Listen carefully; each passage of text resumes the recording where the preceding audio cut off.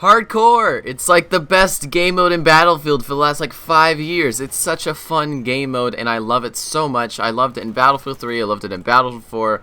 It was one of the best game modes in my opinion of any game in a long time. Not really a game mode itself, but a version of a game mode where it could be applied to any single of the game modes in Battlefield, and that's why I loved it so much. Hardcore, if you don't know, is a mode in Battlefield that you can apply to any actual game mode. It's where a standard player only has 60% of their normal health. They also have no heads-up display, no ammo counter, no map, no anything. The only thing they really have is just the icons above the objectives, because sometimes you will get lost unless you do have those icons, and that's pretty much it. I honestly like this game mode a lot because I'm a HUD minimalist type of person. I really like to just see the game raw for what it is, and I don't really like a lot of HUD in my way. If there's HUD in a game, I usually turn its size down, or I turn on transparency, or I just kind of get rid of it if I don't really need it. To be honest, like the ammo counter in Battlefield 4, I would just eventually learn about how much ammo I had just by guessing and just know, okay, I'm probably about to run out of ammo, and then just switch to my secondary. I got to the point where I could do that, and that felt so nice, just kind of knowing without even needing to have help or anything that I knew what to do whenever I ran through a few mags of my M416.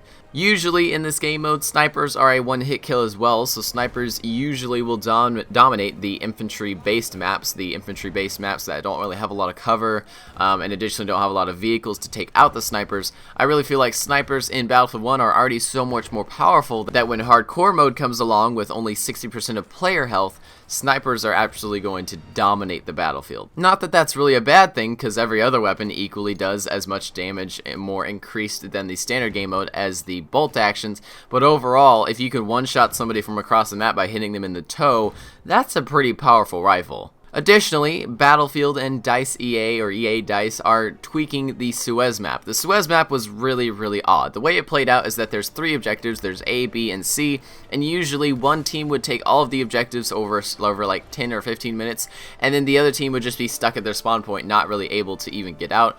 Or it would just be a one-sided battle the entire time, where one team just mostly was conquering over 2/3, and then the other team just wouldn't be able to flank at all. There was no really flanking routes, as the map is very linear, and with a 64 player count with only 3 objectives, that's a very, very hard map to flank on, because if you go in to capture, let's say, Charlie, when the entire team is fighting you and you're on the alpha side, then the other team is just going to notice, oh, it's only one objective they're taking. We can just go over there with like 10 guys and go wreck them. So the Suez map is getting 2 new points, so in total it'll have 5 objective points now. Additionally, A and C, the ones that are in the villages, are going to have smaller points, so that you won't be able to just get in the surrounding buildings and control the point. It's going to be a little bit harder to capture for both teams now.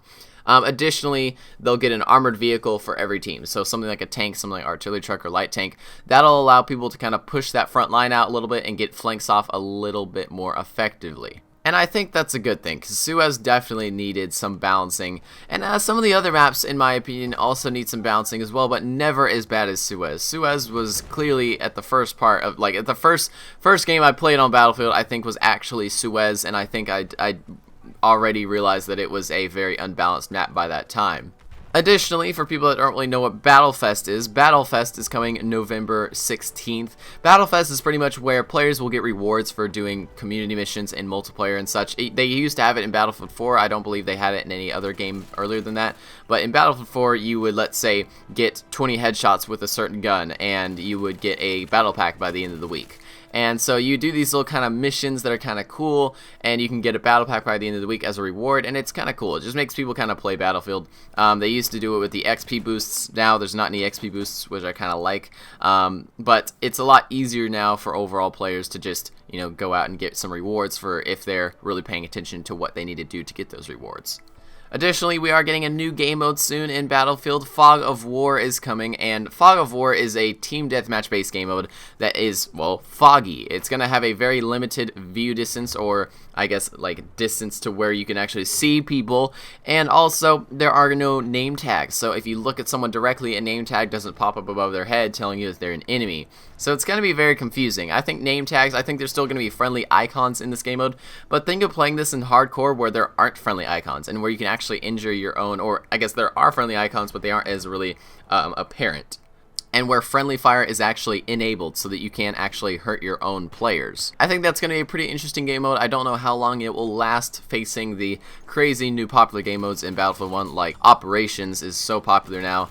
So let's see, we'll try to see how long it really will stay popular. I'm not really sure. It might stay popular for a long time, but it might also just kind of die off to Team Deathmatch, because Team Deathmatch, well, it's Team Deathmatch, it's the same thing. Additionally, what's really nice is that they will be adding the rent-to-server program into Battlefield now, and I really do like that. I've wanted this for a long time because I've wanted to host a server for you guys that we can all join and have some fun on, and now we'll be able to host our own private server, so make sure to check out my next few videos on Battlefield. Once they release the rent-to-server, I'll probably be renting a server out that I'll be doing live streams on that we can play on and stuff, so that'll be pretty enjoyable. So guys, thanks for watching this pretty short update video of Battlefield, and I will see you guys in the next one.